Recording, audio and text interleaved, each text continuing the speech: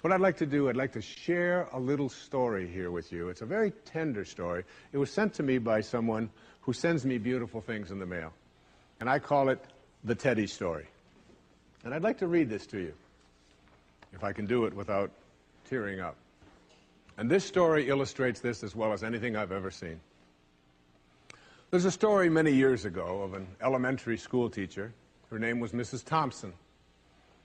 As she stood in front of her 5th grade class on the very first day of school, she told the children a lie.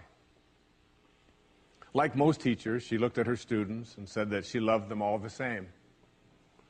But that was impossible because there in the front row, slumped in his seat, was a little boy named Teddy Stoddard.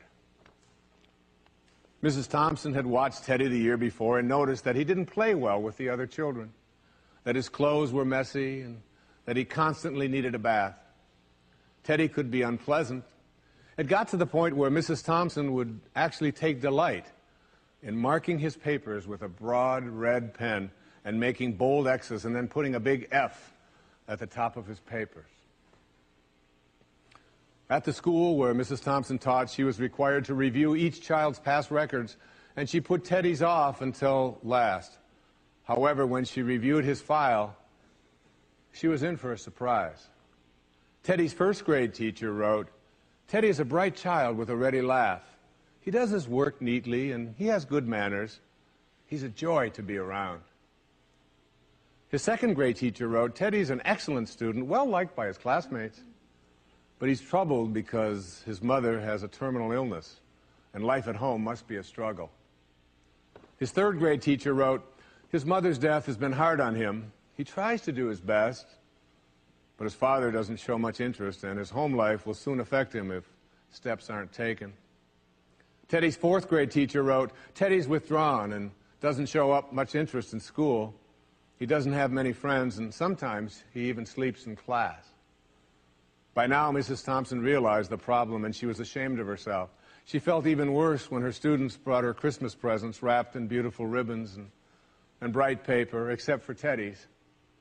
His present was clumsily wrapped in heavy brown paper that he got from the grocery bag. Mrs. Thompson took pains to open it in the middle of the other presents. Some of the children started to laugh when she found a rhinestone bracelet with some of the stones missing and a bottle that was 1/4 full of perfume. But she stifled her children's laughter when she exclaimed how pretty the bracelet was, putting it on and dabbing some of the perfume on her wrist. Teddy Stoddard stayed after school that day just long enough to say, "Mrs. Thompson, today you smell just like my mom used to." After the children left, she cried for at least an hour. On the very day, she quit teaching reading, writing, and arithmetic, and instead, she began to teach children. Mrs. Thompson paid particular attention to Teddy. As she worked with him and his mind seemed to come alive, the more she encouraged him, the faster he responded. By the end of the year, Teddy had become one of the smartest children in the class, and despite her lie, became one of her teacher's pets. A year later, she found a note under the door from Teddy telling her that she was still the best teacher he ever had in his whole life. 6 years went by before she got another note from Teddy. He then wrote that he had finished high school 3rd in his class, and she was still the best teacher he ever had in his whole life.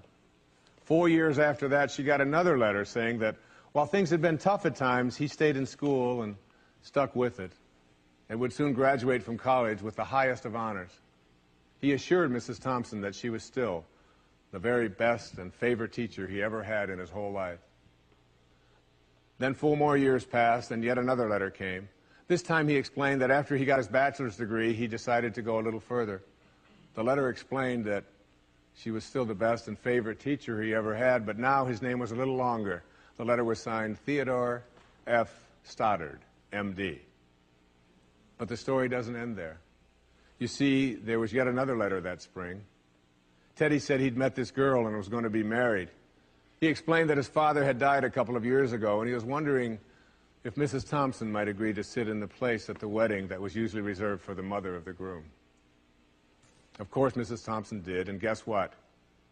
She wore that bracelet, the one with the several rhinestones missing, and she made sure she was wearing the perfume that Teddy remembered his mother wearing on their last Christmas together. They hugged each other, and Dr. Stoddard whispered in Mrs. Thompson's ear, "Thank you so much for making me feel important and showing me that I could make a difference." Mrs. Thompson came with tears in her eyes and whispered back, "Teddy, you have it all wrong. You were the one who taught me that I could make a difference.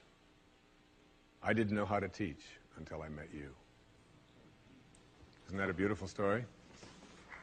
Yeah.